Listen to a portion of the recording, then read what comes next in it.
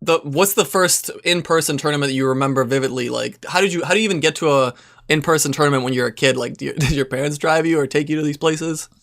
Well, there was not in There was person nothing in tournament when I person? was a kid. No, no, no. I was already in my 20s. Okay. And the first tournament was actually in Rise of Nation. Oh, It Rise was of a Nations. really big tournament, like 100K prize pool, like promotional tournament for that game. And it was played in USA, Baltimore. I think I was like 22, 23, don't know exactly.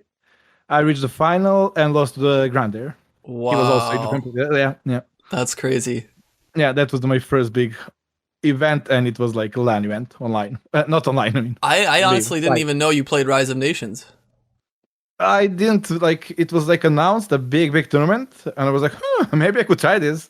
And like after basically one day, I started beating top players because game was really small. Like there was no high competition, so and then a lot of players from games like Warcraft, Starcraft move around to that game for that tournament, and they didn't stick for too long. Like the main were Age of Empires players like Grant and Kufu. He was a Red Alert player, like from different type of the strategy games that are smaller than like Warcraft and Starcraft. So it was worth time to invest. So it was one of those things where you have so many different games, but you don't have a big scene, so you can kind of dabble in everything. Whereas today, there's no way you can be highest level in more than one RTS, right? Well, that's the beauty of the old times. There were no streamers, no record games. You learn yourself. You learn by playing, and that's the beauty. Like now, you just watch the top player, you copy, and in like a few months, you can do it as well. Yeah, there's no strategies that you can YouTube or Yeah, T90. nothing. There was the nothing. There was the nothing. Like you have to learn yourself, and I love that. Like it was real strategy. Like you come up with your own stuff. You find your own practice partner. You both come up with your own stuff, and you show it in tournament, and nobody else knows about it. Like there is no way. Right. Yeah, AOE is a unique kind of thing because you have your team, Good Luck or whatever, right? GL, and you play with these Game guys, relation. and you play. Good luck. Yeah. Good luck. Sorry. Yeah, game relation. So you play with them all the time, and it's kind of weird because they're your practice partners, but they're also your biggest competitors because you expect to meet them at some point if you're doing well. Yeah, obviously, but it's not like that. We know each other for a long time, and we kind of made strong connection between each other. And even if I lose to them, I don't feel sad. Like I'm happy for them. For example, the Red Bull, my biggest victory in the latest time. Like they all show up to help me get that victory. Like they all cheer for me, they all support me, and I would do the same for them. I don't know. It's not even about the team. It's more about us as a people that we connected to each other. And Yeah, you all want to thrive as a community. Like you all want to do well, yeah, obviously. yeah. That's kind of I mean, interesting. I don't want to lose to Viper or anybody else, but if I lose to him, I will support him for the rest of the tournament. Yeah, but you don't want to lose because, like, mostly because it's going to be a lot of banter for the next couple of days, and That's just for fun, obviously. That's just like when we are alone, we banter as well. But right. we all know it's just for fun. What do you miss most about the early days of the scene? Well, like I said earlier, everything be unknown. Like there is no record games unless I upload them, and I don't want to upload them, so people cannot learn from me. Like everything was mysterious. Like Right. and that's for me beauty of the game. Like now, if you even come up with some amazing strategy, once you do it, everybody else is doing it. Yeah, that's And kind of annoying. that kind of kills it. Yeah, it's not annoying. It's how It's supposed different. to be. I guess. Yeah, it's different. Yeah, that's how you get to the highest level. That's how everyone gets to this level. So it just evolved. It's just like every sport, right? Yeah. For example, I started playing Cavalry Archers. Then we would see that he started playing as well, but he had something to that strategy, like early ballistic. Then I'm like adding early tumbling or whatever, like improving the strategy little by little, and we get to the perfect strategy, and then it's basically just execution, and that's not fun part for me. And then every pleb starts copying it, and then it gets a little bit overpowering, and then the developers nerf it, and then you have to find a new Not strategy. anymore. yeah, basically that. Do you have any say when it comes to like patches and balance stuff with devs? Do they come to you guys or no? Yes, they do. I think I'm also in their Discord group, but I'm not very active there. Yeah, they contact community. I was watching, I forgot which podcast. I think it was you and Hera, and you were just talking about suggesting capped ramps should be in Castle Age. And it got me thinking, like, what other crazy things would you, if you could just do whatever you wanted, what do you change? Want to get as good as Daut? Well, you're going to need some help. Head over to gamerlegion.gg for some expert coaching to improve your AOE skills. They have highly skilled, world-class players ready to help you step up your game and avoid those doubt castles. Interested in other games? No problem. Gamer Legion has you covered. They offer expert coaching in games like Warzone, Rocket League, Counter-Strike, and much more. Link can be found in the description of the video. Humans got that, and it's not that powerful, like in Feudal Age, yeah. But I'm more for like, right now we are at the place of game where economy is rewarded too highly.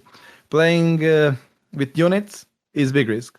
Like every unit you make means the enemy got more villagers, and if you don't do damage with that unit, you die. Right. So it's kind of both basically making as optimum a number of units just to secure your economy until the Imperial Age. And we lose the Feudal Age. We lost the Feudal Age. That's why Empire Wars is fun for me. Okay, that makes sense. I was gonna say it's also for a viewer, it's not as interesting the first 20 villagers, let's say. Yeah. I watch like most of your streams, and even I'm like, I can't watch this guy lose another villager to a boar again. I can't do it. It's not. It's like because you have to play again. You lose the focus. Like you need to push everything, and you did like 1 million times in your life, and you're like, come on, let me just play the game. I don't want to lure boar or kill sheep like 20 minutes of the game. Yeah, I can imagine. Like I don't even know how you have the endurance to play for 8 hours at the highest level. That to me makes no sense. I play like 2 hours. You know, that's why you do like more fun strategies. Obviously, some of these guys that try a little harder. I mean, you don't. You got nothing to prove. You just have fun on the ladder, and then. Exactly that. Like that's why while in streaming, I'm doing like asking community for the strategies and doing fun stuff. Right. It's like if you go try hard every single game, you will burn out and you will lose the energy, and then you won't be able to play for a week. Right. I was gonna ask you this because I read a recent article. It was on Djokovic's wife talking about how he's like obsessed with tennis, and like whenever they travel, he has to be near a tennis court. He needs to follow the players how they're doing. Were you kind of obsessed as a kid, you know, playing this game to that extent? Obviously, I quit high school. Yeah, I was watching every single record game I could find from top players, and it was like, you know how it was dial up? You download the games, you disconnect, you watch them. Like you don't want to lose your precious hours on the internet. It was ugly times, but yeah, I was like watching record games was better than any movie for me back then. Yeah. And today, what's the approach like today when you prepare for tournaments and, you know, play the game?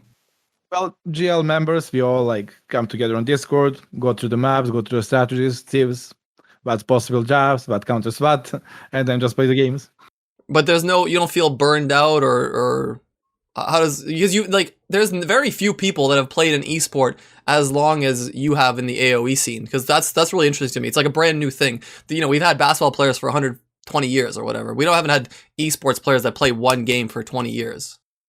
Yeah, obviously you feel burned out, but it's like reward is too big. Like it's not only winning tournament, but prestige that comes with that. And like I remember after winning the Red Bull, yeah, I cannot describe the happiness and like the support I get, and like even the high school friends send me the messages on my phone and like good job Daut, and like it was insane. Like all over, like it felt like whole world saw it. And they were there to support me, and it was like one of the best feelings I ever had. Yeah, that was awesome. I was in the stream, and then it was like 10,000 people in the stream, and everyone was happy. Mem wanted an interview right away after that. It was insane. I keep going back to that tournament, but I mean, it was such a big deal for me, and that's why you don't feel burnout. You know about the prize. It's not like the money, obviously, is good, it's important, but that feeling when you win the tournament and the support and love you're getting it keeps you going. Yeah, I was going to say, your motivation probably has changed. When you were younger, you were probably trying to prove and be the best, and, you know, what's the motivation now? How do you see it today? Well, probably because I'm a streamer, I have a bigger motivation because my channel supports me, my loyal viewers are there always for me, and I want to deliver for them. Like, if I keep losing, they will like... I remember reading the comments, like, I really like Daut, but it's hard to follow him and support him. He loses every single tournament. And it's like, screw you. But yeah, you have to like put it up, and then it's like reward you get from them after that is absolutely amazing. Like, it's worth it. It's not like you don't try for tournaments. They just, maybe that's like the thought people have. It just seems like because you mess around in like ranked games and you're not taking that as seriously, they maybe think, oh, he didn't practice. Or I feel like you probably do 100% every tournament you can, no? not like you want to do it, but it's not that focused. Like it depends on the day. It's not the same. Like even Viper is not struggling winning tournaments, and he's definitely still top two, maybe even number one. It's hard to give. It's not only 100%. You need to give more than that because other guys giving 100% as well. And Hera and Leary, like the youngest guys in AOE right now, they get energy. They are not burned out. Right. They want to prove themselves. They are playing every day. They are practicing hard. So you have opponent like that on the other side. You're giving only 100% is not enough. You need to be motivated. You need to have good strategies, and you need to have a really really good day. With micro tryhards, no one likes that. I hate them on the ladder. Like okay, we play tournament like that, but in the ladder, let me. Why are you laming in the ladder, man? Let me just play. It's just a ladder game.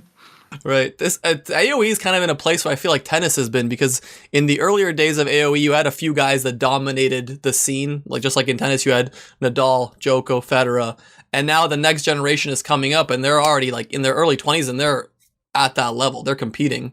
I feel like that's the shift that's happening in Age of Empires as there's more money, as AOE 4 comes out, as all these other things are moving parts. Yeah, obviously, as we are growing as the esport. Like the number of viewers also per stream is absolutely exploding. Like a few years ago, having 1,000 viewers on the channel was mission impossible, only for tournaments. Now it's like regular for the most streamers, and it's like we are still the streaming community. We are not esport yet. Nobody can just compete and make living out of that. You have to basically stream, and then with winning tournaments, it comes prestige. With prestige come viewers, and that's like the change we have right now. But I guess eventually, when we have bigger prize pool, I think, for example, here I might stop streaming and just go win 1 million tournament, like go full tech hard.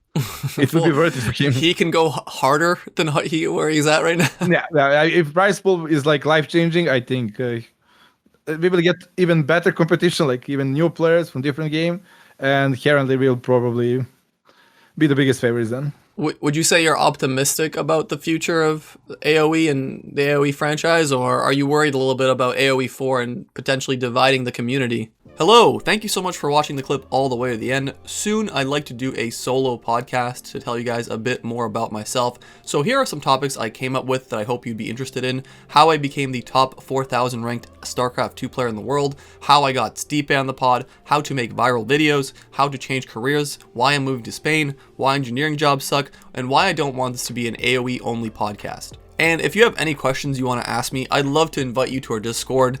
I'm rebuilding it, and originally it was a FIFA Discord. Now I want it to be a community around the podcast where people can come and talk to each other and learn from each other. And I just want people to have a good time in my Discord. If you're interested, links down below.